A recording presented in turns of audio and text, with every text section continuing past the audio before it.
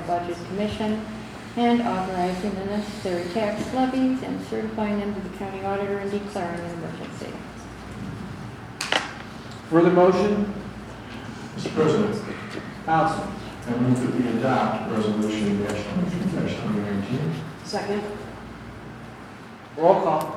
Kelly? Yes. Elliott? Yes. Stager? Yes. Greenwald? Yes. Snitsky? Yes. Biassiata. Yes. Moving on to Resolution 24, 2019. Mr. President, Councilwoman. I move that we suspend rules of the charter and read Resolution 24-2019 by title only for its first and final reading. Second. Roll call. Kelly? Yes. Elliott? Yes. Stager? Yes. Greenwald? Yes. Snitsky? Yes. Biassiata. Yes.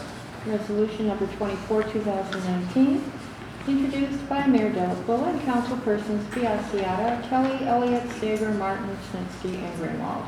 A resolution in support of Stormwater Awareness Week being conducted by the Cuyahoga Soil and Water Conservation District on October 20th through 26th, 2019, for the purpose of assisting and aiding in the understanding and knowledge of related causes and consequences of stormwater runoff and flooding, and declaring an emergency.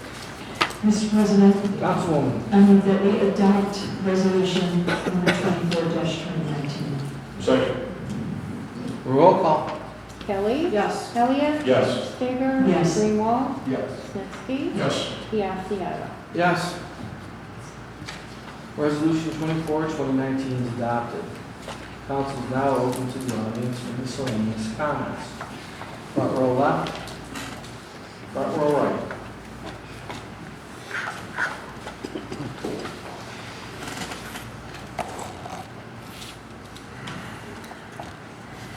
My name is Tom Jaros. I'm a resident of Seven Hills. In the caucus meeting, it was announced there would be a miscellaneous where we could the only comment that would be accepted would be regarding legislation. The previous council passed an ordinance saying the residents be allowed to speak at all open meetings. It doesn't say that the person conducting the meeting gets to specify the topic that attendees can talk on.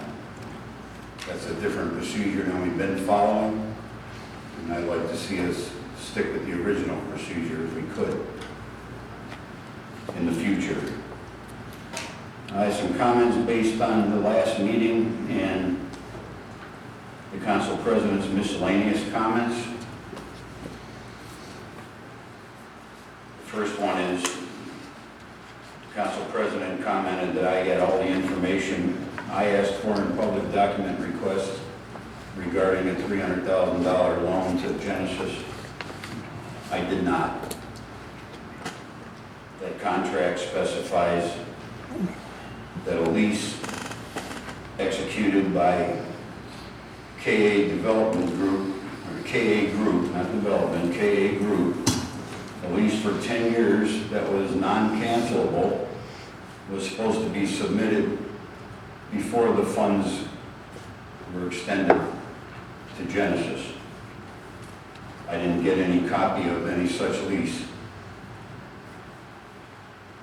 That contract also specifies that there wouldn't be any disbursement of the $300,000 that was being given to Genesis until a schedule attached to that contract was completed that specified invoices and amounts that had been paid by Genesis under the terms of that contract.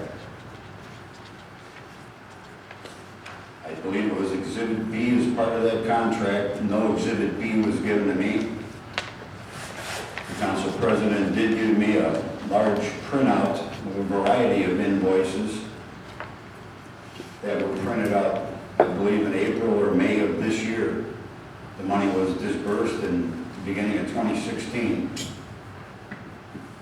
That backup should have been in the city's possession before the $300,000 was given out. And it obviously wasn't. I appreciate the council president got that information to me but it should have been in the city's possession before the $300,000 was given out. As far as the commentary on the single point of contact for public document requests,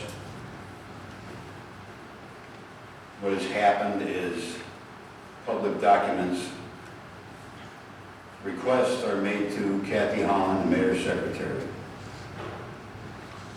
And I don't have any problem with that, and I've sent many requests to her. Some of them have been fulfilled. A particular request went from her hand to the mayor's hand to the law department. That was for a request for a document that, if provided, would have been embarrassing the law director, Pignatello, because it went to the law department's custody first, and obviously they wanted to avoid embarrassment. It was never provided to me. I don't know if that's what you intended with the single point of contact, but that's what happened.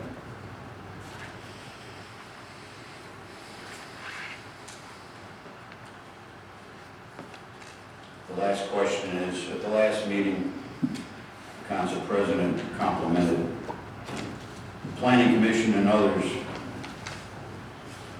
for their participation, their efforts in helping to get Meyer started in next year in the spring instead of the following year, as had previously been forecasted.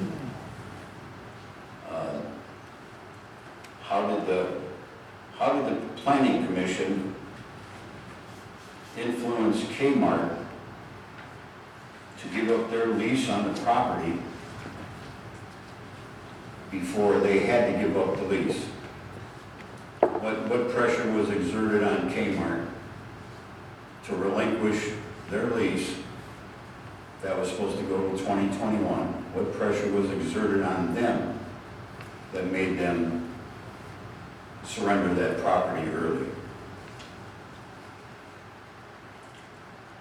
And that's it. Thank you. Thank you, Mr. Jaros. Anyone else in the first row? Second row? Please approach.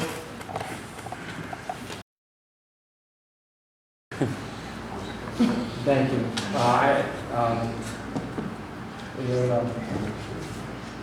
Attempt to answer a couple of Mr. Jaros' concerns real quick, and then we'll call it a night.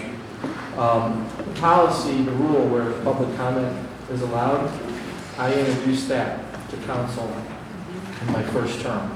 That was something I introduced, so I'm pretty well aware of it. I'll take under consideration your suggestion. To me, this was always the procedure. We have a caucus that's related to the upcoming meeting. They're kind of tied together. So typically, that meeting is to prep for this council meeting. In that meeting, we had an opportunity to ask questions about items on the agenda tonight.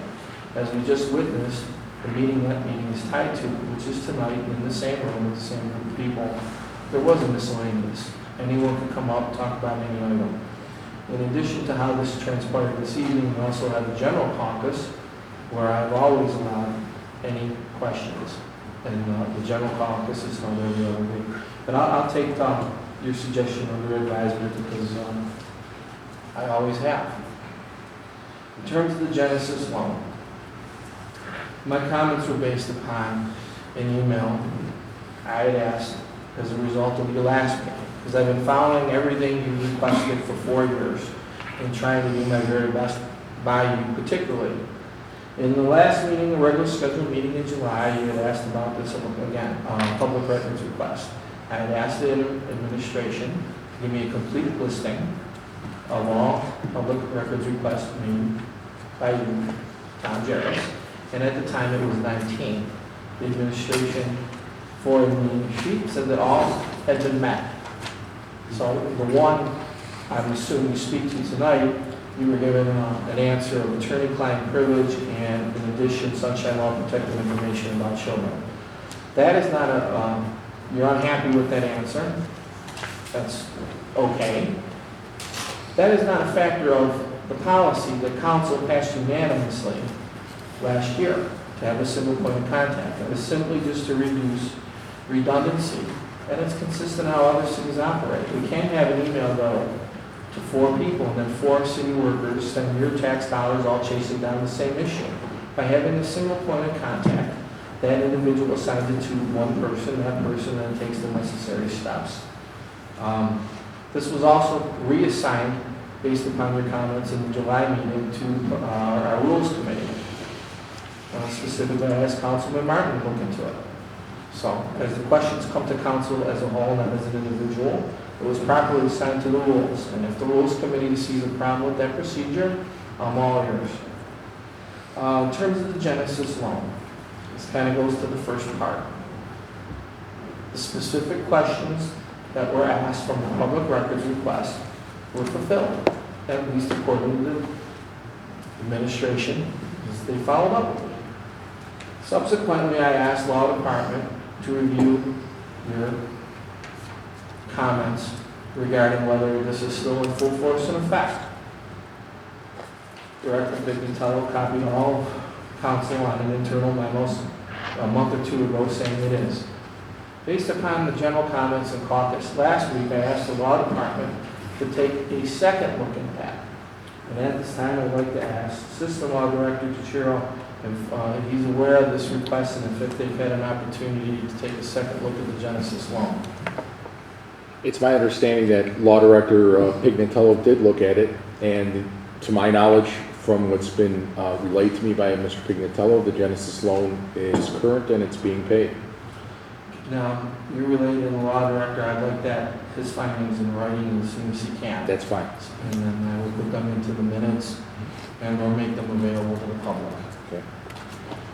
So I want complete transparency on this. No problem. And then last but not least, there was a comment last general caucus, I thank the Planning Commission. My thank you was in general, not in regards to them help broker and deal with Kmart. The previous meeting, prior to that caucus, the Planning Commission had passed unanimously everything that Meyer had asked for in terms of signage and other small changes to the colors, etc. So the fact that they handled the Meyer request expeditiously and not let it linger for months did indeed help Meyer achieve their target date this spring, which is 1 year ahead. So their contribution was not in negotiations with Meyer, Meyer and Kmart.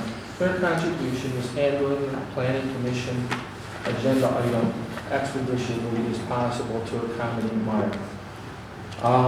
Lynn, thank you for your comment on Christmas decorations. I thought maybe Councilwoman Kelly might mention this last year. She took the initiative, all the credit's hers, to put up some lights at a fire station. So that was the first since I've been on council, and maybe we can build upon that this year. So, with that, you're welcome.